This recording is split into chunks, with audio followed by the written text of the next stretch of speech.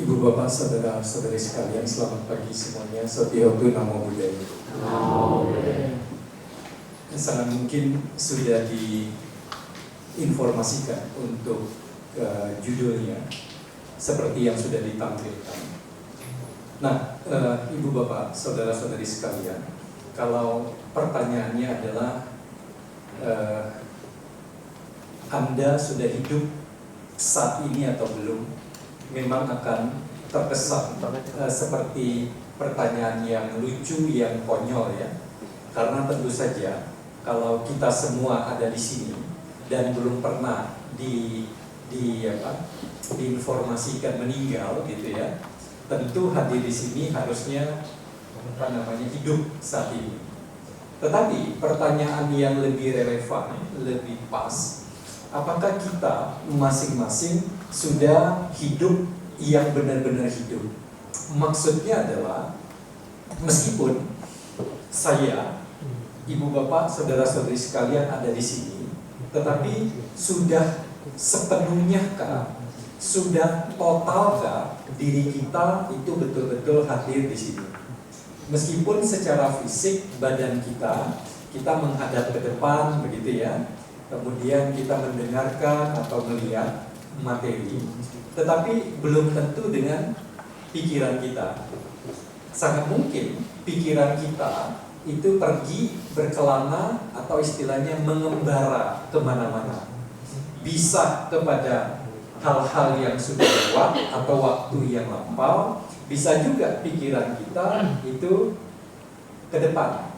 Apakah nanti siang, nanti sore, malam, besok hari, minggu depan, bulan depan, dan seterusnya. Apalagi pikiran tidak bisa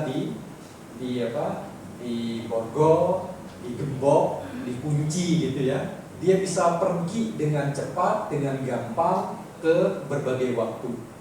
Sehingga pertanyaan yang relevan, yang lebih pas adalah, sudahkah kita hidup yang benar-benar hidup dari waktu ke waktu dalam kehidupan kita, termasuk saat ini?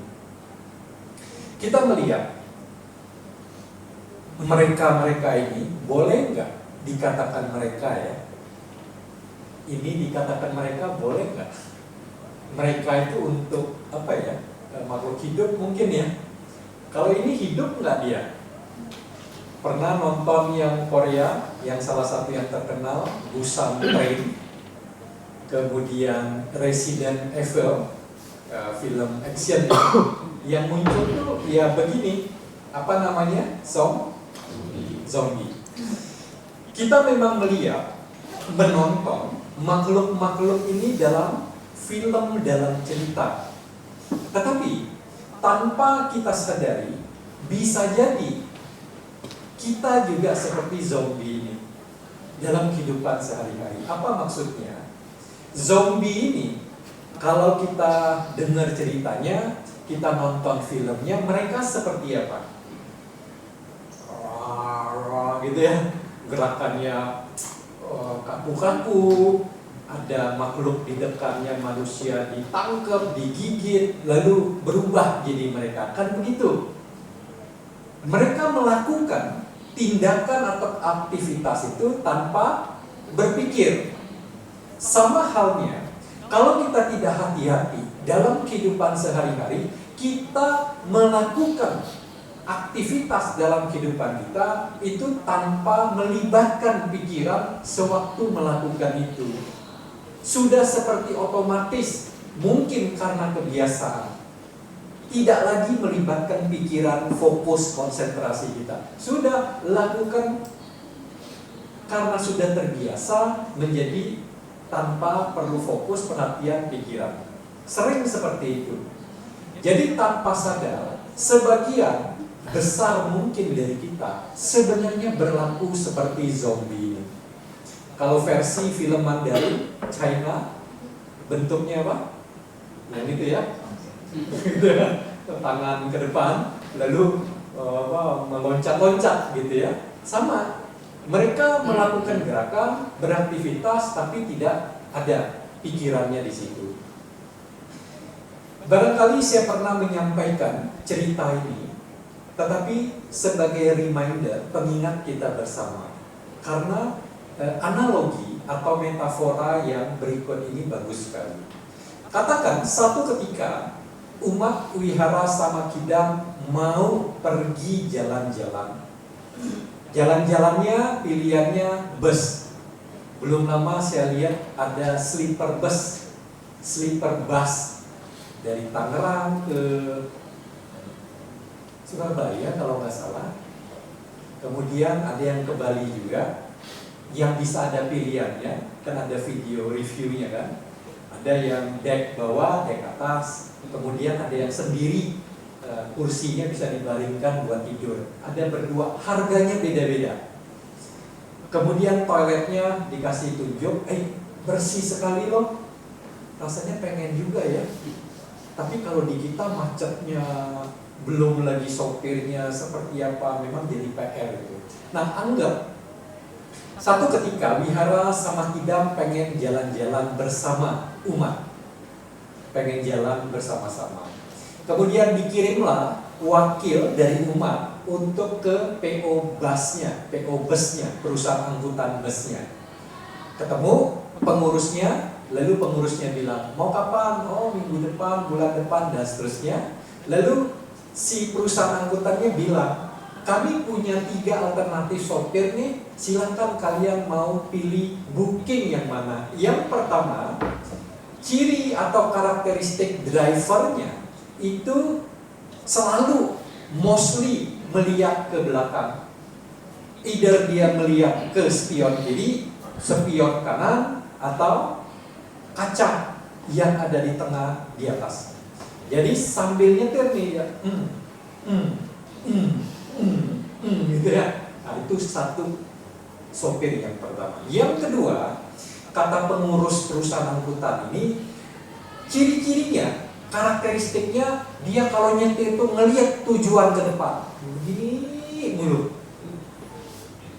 Yang ketiga, sekali-sekali dia ngelihat spion kiri kanan atas, sekali-sekali dia lihat jauh ke depan. Tetapi fokusnya dia adalah beberapa jarak di depan. Apakah ada lampu merah kah? Apakah ada polisi tidur? Polisi tidur itu polisi berbaring ya. Jadi kalau ada polisi tidur, ada polisi jongkok, ada polisi berdiri. Karena posisi polisi tidur, polisi berbaring. Apakah akan ada orang nyebrang? Apakah di depan pada ngerem? Yang terutama diperhatikan adalah tidak jauh di depan dia. Sekali-sekali ngelihat ke belakang, sekali-sekali ngelihat arah ke depan. Jangan sampai harusnya menuju ke timur Surabaya, tapi arah dia kebanyakan ke barat misalnya. Tentu nggak nyampe-nyampe itu Surabaya yang di arah timur dari Jawa, kan begitu. Pertanyaannya, kalau ibu bapak, saudara-saudari sekalian mewakili wihara kita untuk memilih driver mana yang nanti membawa rombongan wihara, yang mana yang akan dipilih? 1, 2, atau 3? Tidak ada setengah. Saya pilih 2,5, tidak ada. 1, 2, atau 3? 3, betul sekali. Ngomongnya kita, ngejawabnya gampang. Tapi sebenarnya gambaran sopir ini hanya metafora atau analogi saja, perumpamaan, pengandaian saja. Sebenarnya sopir tipe pertama adalah seseorang yang dalam kehidupannya sering kali mikir, nginget yang sudah lewat. Sering kali kata-katanya dimulai dengan kata-kata apa? Dulu saya tuh begini-begini, masih kuat, diajak begadang, mau pergi kemana-mana, badan tuh sanggup. Sekarang sedikit aja, capek, lemes, ngap, dan seterusnya. Dulu saya bisa mengingat ada apa-apa detail. Saya pernah ketemu, nginget banget telepon. Zaman dulu kan pakai telepon fix line gitu kan, berapa gitu. Dia bisa ingat banyak sekali, bukan hanya keluarga, temannya. Ada orang ingatan begitu. Sekarang bertambah usia, ingatannya menurun. Mungkin kecuali ingat duit mungkin enggak menurun. bahaya tuh kalau duit lupa. Kemudian orang kedua, sopir kedua, orang seperti apa? Sangat mungkin kita pernah ketemu, mungkin diri kita. Nanti kalau sudah begini-begini, saya pengen begini. Saya pengen punya rumah kayak gini. Di lingkungan seperti apa? Kendaraan seperti apa? Kalau anak-anak udah besar, saya mau pergi kemana-mana, jalan dan seterusnya. Nanti. Biasanya sesuatu yang lebih bagus, lebih tinggi, lebih hebat di depan. Dan orang tipe kedua ini pokoknya ngomongnya seperti itu terus, mayoritas omongannya. Orang ketiga seperti apa? Kira-kira sudah bisa tebak ya? Seseorang yang sekali-sekali mikir yang udah lewat, mengingat sekali-sekali ke depan mau kayak gimana hidupnya, targetnya, sasarannya, sekali-sekali. Tetapi fokusnya adalah apa yang dihadapi, apa yang dilakukan. Pertanyaannya, ibu bapak tadi dengan mantap udah jawab. Kalau milih driver, bawa rombongan kita driver ketiga. Sekarang, kalau dikembalikan kepada diri sendiri, sebagai driver, pengemudi kehidupan masing-masing, Anda sudah mengemudikan hidup Anda sebagai driver yang mana? Nah, ini jawabnya agak susah nih. Susah setengah malu gitu ya. Kalau tadi 3 mantap. Sekarang diri Anda sudah membawa kehidupan Anda sebagai driver yang mana? Enggak usah jawab lah, enggak usah. Ini memang tidak membutuhkan jawabannya. Jawab dalam hati, dalam pikiran masing-masing. Kalau misalnya jawaban ibu bapak, saya 1 dan 2 nih kayaknya, ya udah, berarti kedepannya berupaya menjadi driver yang ketiga. Ibu bapak, saudara-saudari sekalian, kalau kita membagi periode waktu, ada kemarin, artinya waktu yang sudah lewat, kemudian ada sekarang atau hari ini yang sedang dihadapi, kemudian ada besok atau waktu yang akan datang. 3 pembagian waktu. Kalau ini saya menggunakan notasi atau lambang, maka ini ML, ini MS, ini MD. ML masa lalu, MS masa sekarang, MD masa depan. Orang-orang bilang masa lalu itu khayalan, karena tidak akan bisa dibangunkan, dihidupkan lagi yang sudah terjadi, sudah lewat. Betul, kita menonton banyak film nih, balik ke masa lalu gitu ya. Ada yang tahu, kenal film Terminator, Arnold Schwarzenegger? Dia kembali ke masa lalu kan? Betul nggak ceritanya ya? Apa saya salah? Supaya masa lalu itu yang akan membunuh atau mengejar ibunya atau apanya, lalu diubah masa lalunya supaya masa sekarang nggak terjadi hal buruk, kan kira-kira begitu. Film banyak balik ke masa lalu, film juga banyak ke masa depan. Tetapi betulkah bisa balik, bisa hidupkan kembali? Rasanya sih belum terbukti.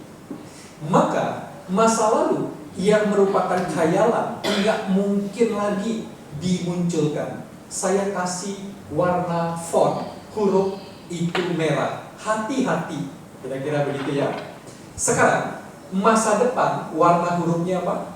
Di layar abu-abu. Abu-abu campuran dari warna apa? Putih dan hitam. Artinya masa depan tidak pasti, tidak bisa ditentukan dengan eksak, dengan fix. Bisa baik, bisa buruk, enggak tahu, kita enggak bisa memastikan masa depan kita. Makanya warnanya adalah abu-abu. Masa depan itu dikatakan harapan. Masa sekarang itu adalah kenyataan yang real, yang nyata, yang benar adanya. Pertanyaannya, mengapa hari ini masa sekarang warna hurufnya biru? Tadi kan sudah dikasih bocoran ya, masa lalu merah. Hati-hati, jangan keseringan ingat yang udah lewat. Nggak ada gunanya, nggak bisa diapa-apain, diubah. Kan begitu ya, warna merah. Masa depan abu-abu karena campuran hitam dan putih. Baik ataupun buruk, kita nggak tahu kepastiannya. Pertanyaannya, mengapa saat ini sekarang warna tulisannya biru? Ada yang punya idea kira-kira apa penyebabnya? Enggak? Oke lah, supaya tidak terlalu membebani pikiran ibu bapak, saudara-saudari sekalian, saya bocorkan langsung ya. Mengapa pilihannya biru, sedangkan ini merah? Hati-hati, itu abu-abu, enggak jelas, enggak pasti. Kenapa biru yang sekarang? Karena biru adalah warna kesukaan saya. Sebegitu simpel aja sih. Jadi nggak usah terlalu dipusingkan lah gitu ya. Nah ibu bapak sekalian, bahasa Inggris juga menarik nih. Kebetulannya agak pas. Yang udah lewat bahasa Inggrisnya apa? Yang akan datang bahasa Inggrisnya? Yang sekarang? Now di huruf tengahnya ada apa? O, itu katanya lambang dari opportunity, peluang, kesempatan. Artinya apa? Hanya di waktu sekarang, saat ini, itulah peluang, kesempatan itu ada. Bukan di waktu lalu, bukan di waktu yang akan datang. Karena past dengan future tidak ada huruf O. Apakah ini kebetulan? Tidak tahu. Apakah ini dibuat-buat? Enggak tahu. Mengapa dikatakan opportunity? Itu hanya di waktu sekarang. Pernahkah ibu bapak dengar orang ngomong, saya tuh punya kesempatan, luar biasa. Kapan? 20 tahun yang lalu. Itu mah bukan kesempatan. Udah gak ada lagi. Ini kesempatan kapan? 20 tahun lagi. Bukan. Kesempatan itu ada di saat ini. Nah dalam bahasa Inggris dikatakan begini, hiduplah di waktu sekarang. Yang lalu, waktu lalu sudah lewat. Yang akan datang agak tahu, kagak jelas. Sekarang adalah yang real, yang nyata. Dan opportunities, lebih dari satu peluang, tersedianya di waktu sekarang. Karena itu, sesuai ajaran Buddha, fokus, konsentrasi setiap saat dalam kehidupan itu adalah cara terbaik menjalani kehidupan. Ini tentu saja bukan bocoran penceramah minggu depan ya. Minggu depan libur ataukah ada kebaktian di sini? Sekarang tanggal 21 ya. Ada kebaktian kah? Oke. Ini tentu bukan informasi pengumuman tentang penceramah minggu depan ya, bukan. Ini siapa? Adolf Hitler. Gampang nebaknya. Yang sebelahnya ada yang kenal? Bukan kenal ya. Kalau kenal pernah kenalan, jabat tangan, namanya siapa? Nggak tahu. Bahasa Indonesia tahu. Ada yang tahu yang kiri itu siapa? Namanya adalah Henry Tandey. Di Perang Dunia Pertama tahun 1914 sampai 1918, perang terjadi antara Jerman dengan tentara sekutu. Inggris, Prancis, dan beberapa negara lain bersatu membentuk sekutu, lalu lawannya Jerman. Satu ketika di daerah Prancis, nama daerahnya tulisannya Marcoing. Saya nggak tahu bahasa Prancis ya. Apakah bacanya Marcoing atau Marcoing atau mungkin ada spelling yang lain. Nah, di pertemuan Marcoing itu, satu daerah di Prancis, pertempurannya pasukan Jerman dengan pasukan sekutu, perang, jaraknya agak jauh, dipisahkan oleh sungai. Jadi kayak agak jauh ya, kira-kira begitulah ya. Kemudian Henry Tandey dengan gagah berani di bawah hujanan peluru dua belah pihak, dia meletakkan balok-balok kayu di sungai sehingga pasukan sekutu bisa menyeberangi sungai, menggempur posisi pasukan Jerman di seberangnya. Akhirnya mereka menang. Henry Tande di kemudian hari dianggap pahlawan karena keberaniannya di kemudian hari. Tetapi cerita terbaik dari Henry Tande bukan di situ. Satu waktu dalam pertempuran itu kan banyak bangunan hancur ya. Henry Tande kayak sembunyi gitu lah ya, di antara puing-puing dan seterusnya, bersiap untuk kalau ada tentara musuh. Kemudian ternyata ada seorang tentara Jerman muda berjalan tertati-tati karena terluka menuju posisi Henry Tande lagi sembunyi, kira-kira begitu. Begitu sudah lebih dekat, Henry Tande keluar berdiri sambil menodongkan senapannya kepada tentara Jerman muda yang sedang terluka jalan tati-tati tersebut. Si tentara muda Jerman udah gak berdaya untuk mengangkat senjatanya, ngelawan gak bisa. Jadi udah terima nasib lah, udah akan ditembak oleh si Henry Tande. Kemudian Henry Tande berpikir, kesian, dia masih muda, kalau saya tembak dia mati muda, kira-kira begitu. Henry Tande kasihan, lalu gak jadi nembak. Henry Tande kemudian menurunkan senapannya. Si tentara muda Jerman tahu dia sudah diampuni, enggak ditembak. Kemudian tentara muda Jerman itu mengangguk, lalu membalikkan badan, mengangguk berterima kasih ya, karena dia tahu dia sudah dilepas gitu, nggak jadi ditembak. Dia mengangguk, dia berputar balik, dia pergi menjauh.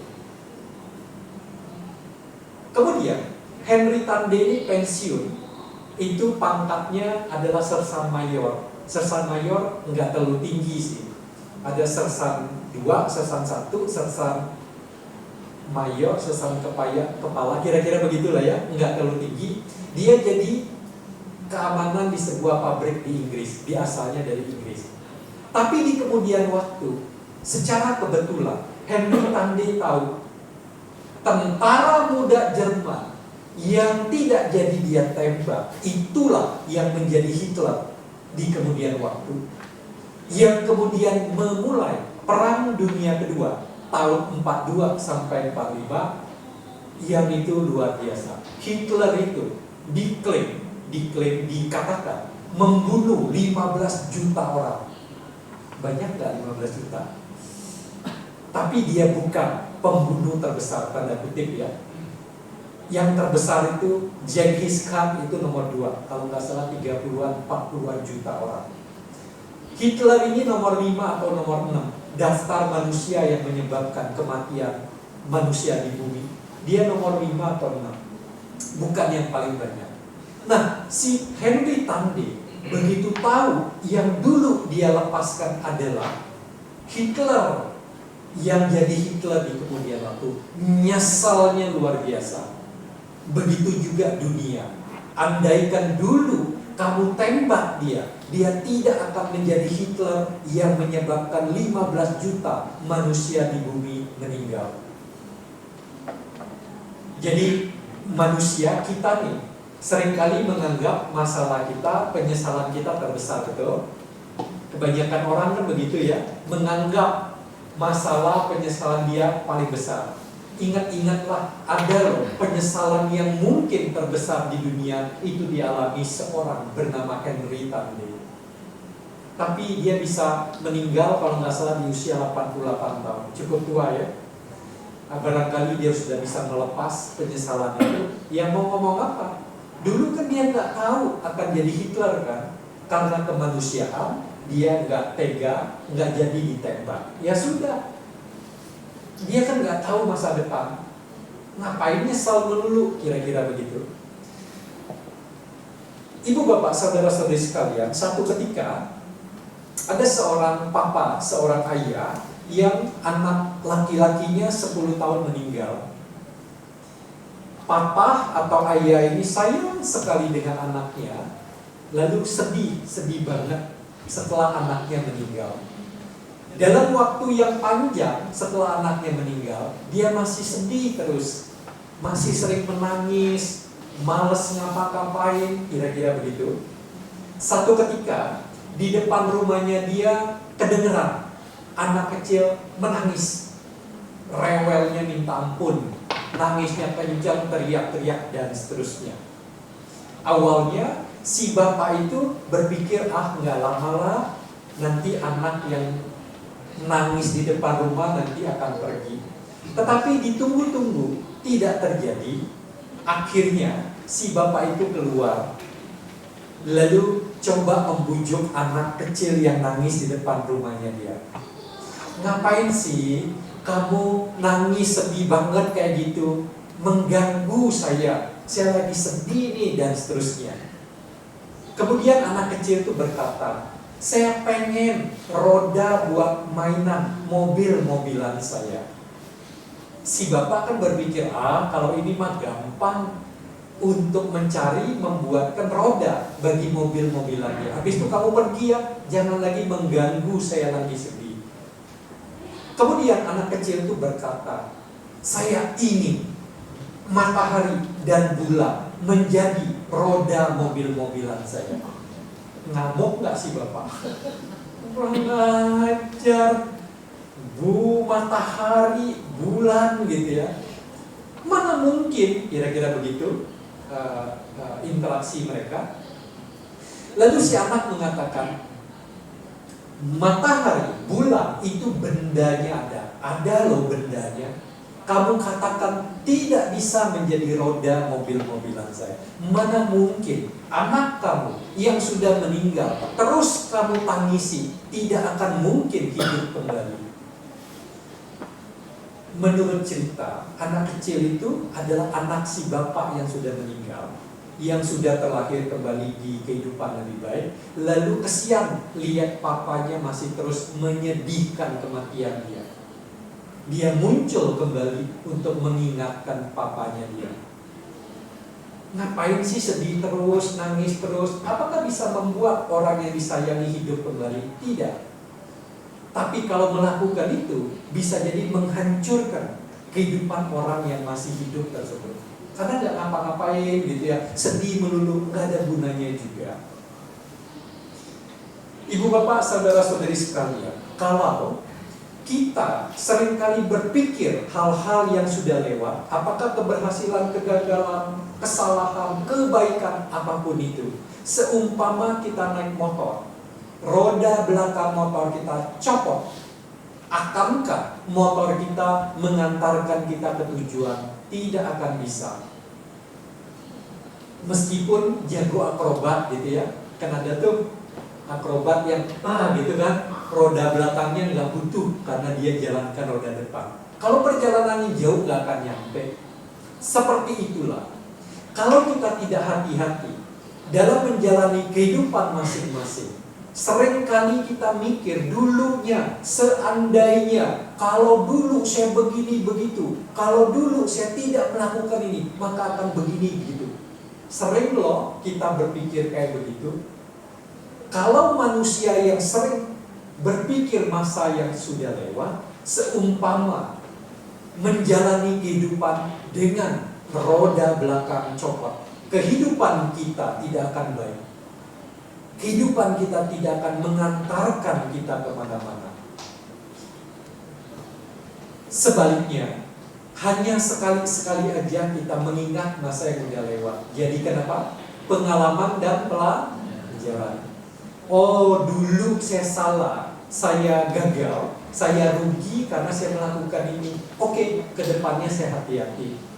Dulu saya berhasil karena melakukan ini, gesit, ulet, semangat dan seterusnya. Oke, saya akan ulang untuk mendapatkan keberhasilan lainnya. Jadikan pengalaman pelajaran sekali-sekali saja diingat. Kemudian seseorang yang selalu mikir ke depan, pengennya ini, pengennya itu, nanti, tapi terus mikirin kayak begitu. Seperti orang naik motor, roda depannya copot, tidak akan kendaraan itu mengantarkan kita kemana-mana.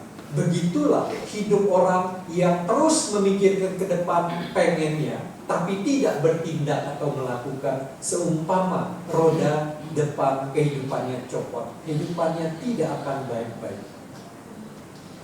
Masa depan jadikan tuntunan visi penunjuk jalan. Boleh nggak mikir masa depan? Boleh, bukan tidak boleh. Setting, target, tujuan, sasaran, pengen ini, pengen itu, silakan. Setelah itu di-set, lalu yang perlu dilakukan berupaya, berusaha supaya mendekatkan kita kepada tujuan, sasaran, atau harapan, keinginan yang kita punya tersebut. Ibu bapak, saudara-saudari sekalian, saya putarkan satu video hiburan yang akan tampil ini disorot dari atas tinggi. Mereka adalah pengendara motor, jumlahnya banyak, mungkin ratusan. Dia harus berbelok, gerakan dia tidak boleh saling tabrakan dengan yang lain. Ada gerakan tertentu yang harus halus sekali seirama yang lain, baru dilihat dari atas, bagus sekali pertunjukannya.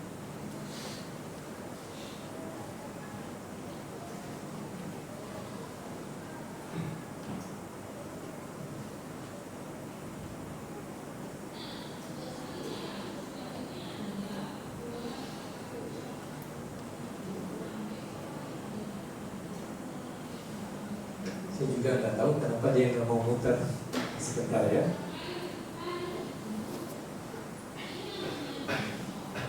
Videonya nggak mau main.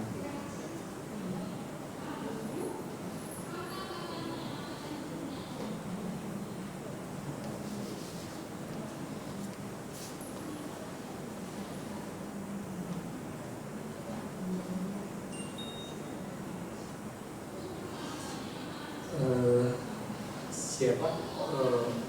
Ada kemungkinan karena koneksi ke TV-nya nggak ya?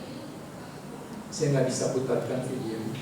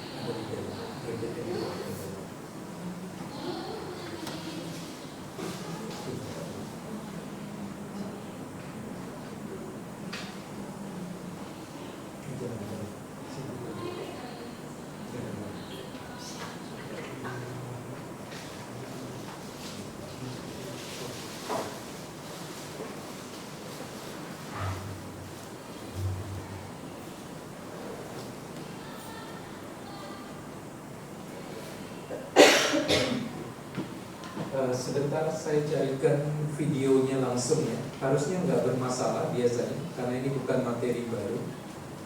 Tapi nggak tahu kenapa tidak bisa saya jalankan.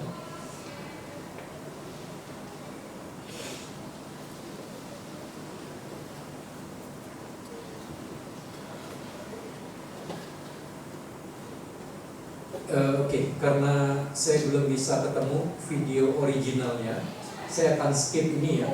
Tapi kalau bisa diputarkan bagus sekali. Jadi mereka ada yang berputar-putar, membentuk lingkaran dan seterusnya.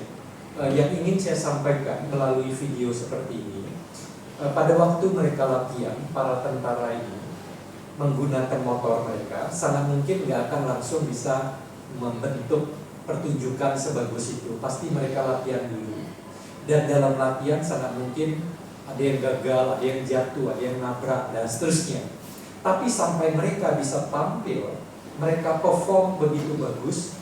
Artinya apa? Nggak boleh dia mikir kegagalan dia waktu latihan sebelum-sebelumnya. Dia fokus apa yang harus dilakukan, ngegasnya seberapa kuat, supaya tugasnya dia melakukan pertunjukan bersama-sama dengan lain bisa berjalan dengan baik. Nah, ibu bapak, saudara-saudari sekalian, kita coba lihat dengan satu syair Dhammapada 50 ya.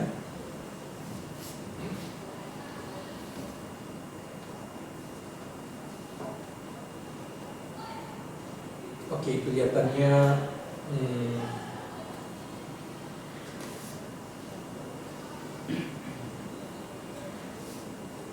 suaranya nggak mau juga. Oke. Ada sedikit kendala teknis tapi nggak apa-apa. Saya akan perlihatkan. Ini adalah kata-kata Buddha dalam Dhammapada syair 50. Ini bukan syair yang termasuk syair yang cukup terkenal. Banyak di antara kita yang pernah dengar atau mungkin hafal. Buddha mengatakan, seseorang hendaknya tidak memperhatikan kesalahan-kesalahan orang lain. Apa yang diperbuat dan tidak dibuat oleh orang lain, melainkan memperhatikan apa yang dibuat dan tidak diperbuat oleh diri sendiri. Dalam contoh ini atau dalam kalimat ini, Buddha mengingatkan kita, banyak orang mengatur, memperhatikan, melihat orang lain sudah atau belum begini dan begitu, tanpa sadar, lupa untuk mengurus, mengatur, memperhatikan diri sendiri. Seringkali kalau umat melihat kutipan ini, umat seringkali bertanya, apa nggak boleh kita ngatur orang? Kita orang tua, ke anak masa kita nggak boleh ngatur? Kita guru, ke murid masa nggak boleh ngatur? Dalam konteks ini, kalau memang diperlukan ngatur, harus ngatur. Tetapi jangan sampai seperti orang-orang cukup banyak di luar, sibuk mengatur, melihat orang lain, lupa mengatur, menyiapkan diri sendiri. Bayangkan ibu bapak saudara-saudara sekalian, misalnya ada umat senior, lalu, ibu, jangan ngomong, jangan berisik, duduknya harus begini, sibuk ngatur orang. Di saat dia ngatur, dia sendiri membuat suara kan, gerakan kan. Bayangkan kalau masing-masing diri sendiri dari kita memastikan diri kita sendiri sudah rapi, sudah tenang, enggak berisik, kira-kira semua akan bagus atau enggak? Kalau setiap diri kita jaga diri kita, dibanding ada 1-2 orang yang sibuk ngatur, teriak-teriak gitu ya. Terbayang contoh ini. Intinya adalah dalam kehidupan, yuk kita jaga, kita lihat diri kita. Kita banyak tahu kok ini baik, ini tidak baik, ini benar, bisa salah. Yuk kita lakukan dulu.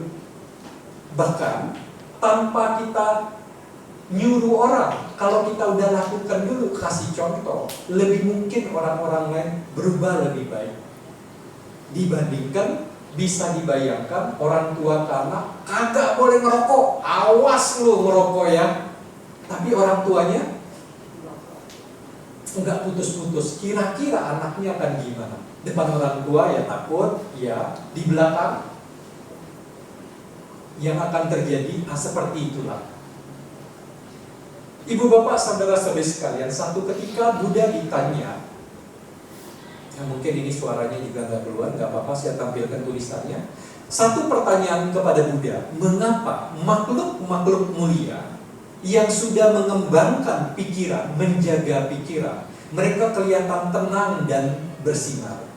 Pernahkah ibu bapak ketemu orang lain, tidak dikenal, tapi kayaknya adem, tenang ngelihatnya, nyaman, kita merasa aman, padahal orang itu kita nggak kenal, juga baru ketemu, nggak melakukan apa-apa, kok kayaknya feel kita kayaknya bagus gitu, baik.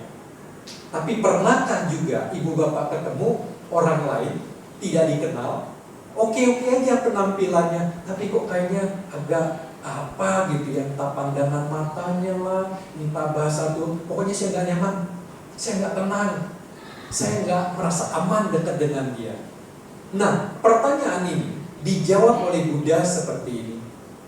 Orang-orang seperti itu tidak sedih kepada masa lalu, tidak mengejar yang belum datang.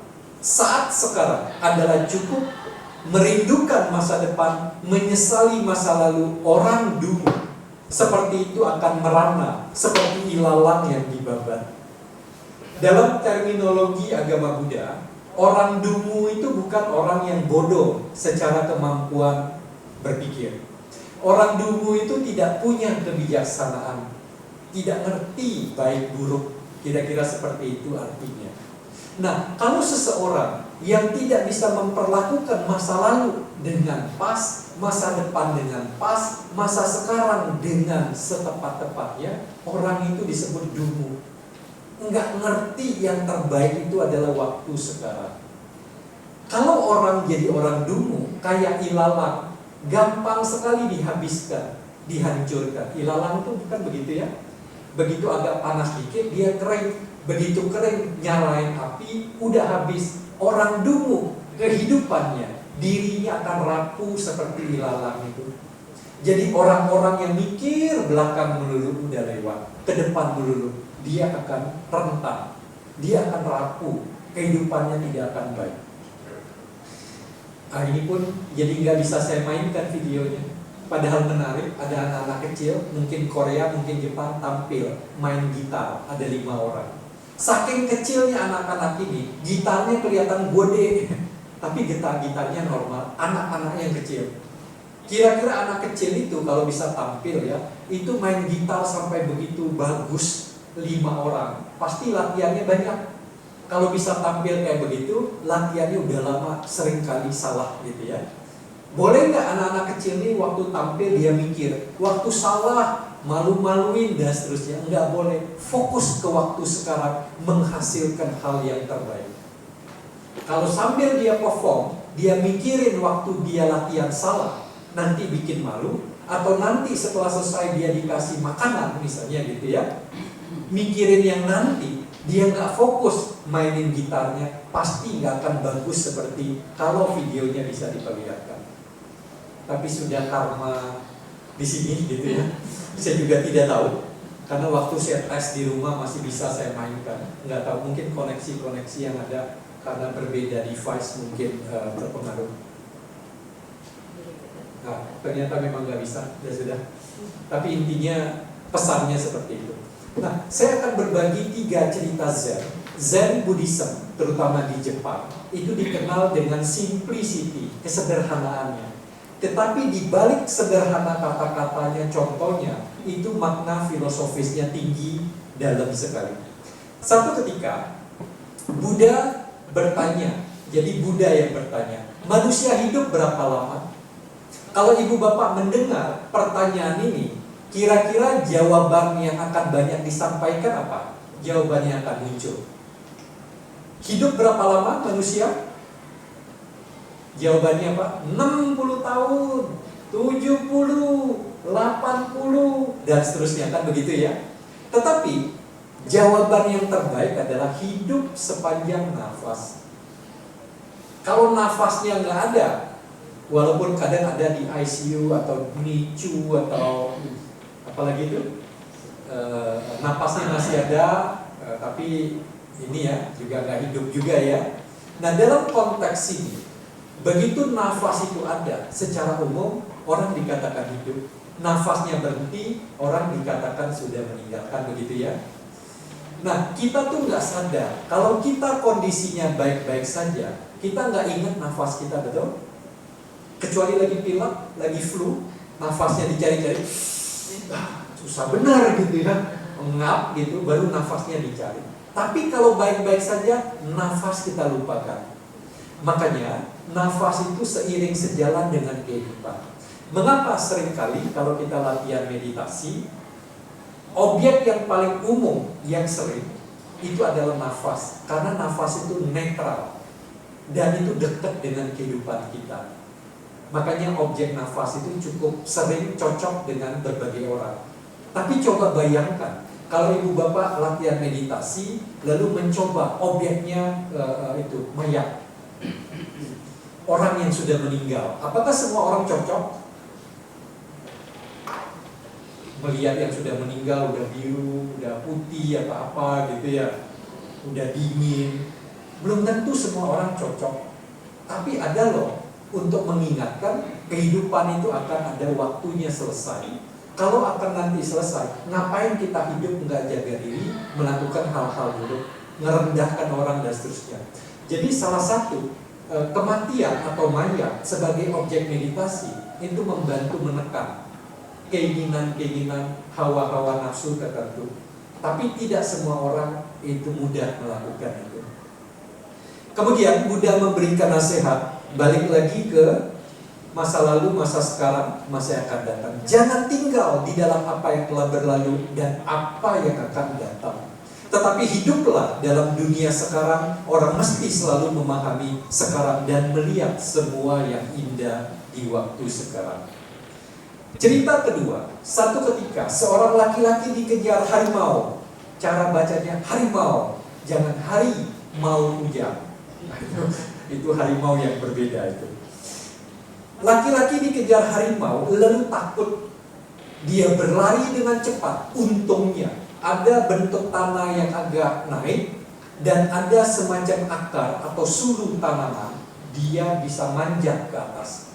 Begitu dia sudah cukup aman dari harimau di bawah, dia tenang, lega dia, tidak terancam bahaya lagi. Lalu dia melihat ke atas, kelihatan tikus hitam dan putih lagi ngegigit suluh tanaman atau akar itu, hampir putus. Tadinya dia takut kepada harimau yang mengejar, udah tenang karena bisa naik. Sekarang dia lihat ke atas, tikus hitam dan putih hampir putus, menggigit yang lagi dia naik. Muncul lagi kekhawatiran dia, ketakutan dia. Karena dia takut harimau di bawah, takut tikus hitam putih gigit putus, dia melupakan di dekat dia, di samping dia ada satu gua lubang yang ditutupi dengan tanaman merambat yang cukup besar. Kalau dia nggak ketakutan terhadap harimau, tidak takut terhadap tikus hitam putih, kalau dia ngeh ada lubang, dia bisa masuk ke situ selamat. Dia tidak bisa mengenali yang terbaik karena ketakutan harimau dan tikus hitam putih. Harimau melambangkan apa? Masa lalu. Tikus hitam putih, masa depan. Orang-orang yang sibuk dengan masa lalu, sibuk dengan masa depan, hal yang terbaik di waktu sekarang yang terus berjalan akan dilewatkan. Nah, ini kata-kata Buddha ya, menegaskan kembali masa lalu, sekarang akan datang, tidak memikirkan masa lalu dan masa depan, menikmati satu saat ke saat lainnya. Itu keberuntungan yang sejati. Saat ini ibu bapak apakah sukarela ataupun paksa rela hadir di sini? Bisa ada yang sukarela loh.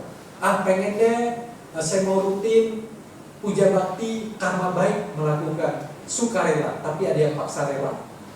Ikut ya. Kalau nggak ikut, mungkin ada ya, tapi nggak usah saya lihat lah ya. Feeling saya ada. Paksa rela, dipaksa dulu baru rela ada hadir di sini. Ya sudah, kita di sini. Ngapain kita mikir yang lain? Fokuslah kepada saat ini. Bayangkan, saya harus menyampaikan di depan, lalu pikiran saya kemana-mana. Abis ini mau pergi ke sini, mau ketemu sini, saya mikirnya yang entar. Bisa jadi saya akan lupa mau menjelaskan apa. Ibu bapak akan melihat, kalau saya lupa gimana? Ini orang lagi ngomong ngeblank kayak begitu, malu-maluin, kan begitu ya.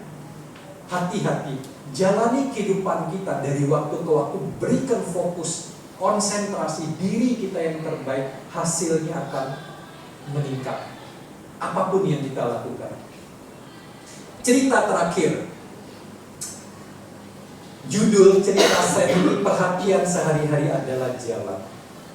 Pertanyaan ke ibu bapak sekalian, bagaimana sih bisa rajin atau untuk rajin mempelajari kebenaran? Gimana caranya mempelajari kebenaran itu? Kalau kita tanya jawab, mungkin akan muncul pertanyaan macam-macam. Ya sudah, baca kitab suci agama Buddha. Ya sudah, diskusi sama biku. Ya sudah, dengerin ceramah, dengerin YouTube, dan seterusnya. Belajar kebenaran, mencari kebenaran. Zen, Buddhism, yang cirinya adalah simplicity, kesederhanaan. Ini jawabannya. Saya kasih bocoran 2 gambar. Kira-kira apa jawabannya? Bagaimana bisa rajin mempelajari kebenaran? Menggunakan 2 gambar yang saya tampilkan. Gimana caranya? Lagi ngapain tuh? Lagi? Dan kalau makan? Kenapa kita makan? Lapar. Kenapa kita tidur? Zen mengatakan, rajin mempelajari kebenaran adalah jika lapar makan, jika capek tidur. Bisa jadi ibu bapak ada yang berpikir, mana iya main-main kali. Masa jawabannya kayak begitu? Mempelajari kebenaran, lapar ya makan, capek ya tidur. Tetapi di balik kesederhanaan itulah kebenarannya, setuju atau enggak? Banyak nggak kita tanggung, lagi ngerjain ini, ntar deh makan. Kalau waktu makan digeser terus, ditunda terus sering, akan muncul penyakit apa? Mah. Kalau yang itu kalau yang cowok mah, kalau yang cewek pah. Lucu gak sih? Kurang lucu ya. Oke. Tidak mudah mendapatkan tertawa di umat biara sama kita. Kalau di tempat lain mungkin tertawanya sudah heboh gitu ya. Di sini masih sebagian gitu. Ya nggak apa-apa. Saya harus mencari yang lebih lucu lagi aja yang berikutnya. Nah, sesimpel ini sih, sesederhana ini dalam kehidupan belum tentu kita praktekkan loh. Udah capek harusnya istirahat, tubuh sudah memanggil, ada alarm, ada sinyalnya. Apa sebagian besar yang kita lakukan? Ntar deh, tanggung, saya lanjutkan dulu, saya lakukan dulu, kan begitu ya. Padahal tubuh itu sudah memberikan sinyal, laparlah, capeklah, ingatannya sudah agak fly dan seterusnya. Artinya kita harus break. Kalau sesederhana ini aja kita nggak lakukan, berarti kebenaran kehidupan kita tidak kenal, kita tidak lakukan. Jangan terlalu mikir yang tinggi-tinggi, kita akan bisa tembus gitu. Karena sesederhana ini aja kita sulit mempraktekkan, memahami dan melakukan. Jadi ibu bapak sekalian, makanya ajaran Buddha itu dikenal ajaran praktek. Kita ngerti atau bukan ngerti lah ya, tahu banyak hal. Kalau kita tidak lakukan, kualitas diri kita yang tahu banyak hal tapi prakteknya sedikit. Dalam Dhammapada Buddha mengatakan lebih baik seseorang tahu sedikit tetapi melakukan atau mempraktekkan. Orang seperti itu lebih tinggi kualitasnya dibanding tahu banyak tapi tidak praktek. Masuk akal ya? Taunya banyak tapi nggak dilakukan. Ujungnya apa? Nggak ada manfaat juga sih. Tapi taunya sedikit hal-hal yang baik tapi dia lakukan, manfaatnya dia akan terima. Sakit juga ya.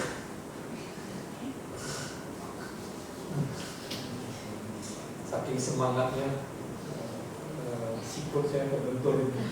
Sakit juga ya. Kebenarannya begitu, saya harus nyatakan kepada ibu bapak sekalian daripada saya berpura-pura nggak sakit gitu. Kebenarannya seperti itu. Jadi dalam Zen Buddhism, makanya dikatakan Zen Buddhism itu simpel tapi dalam sekali maknanya. Ya seperti yang tadi, seperti contoh ini, kelihatan sederhana, tetapi di balik itu makna filosofisnya dalam sekali, tinggi sekali.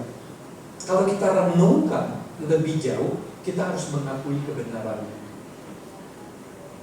Demikian, ibu bapak, saudara-saudari sekalian, meskipun tentu saja ini bukan topik baru ya.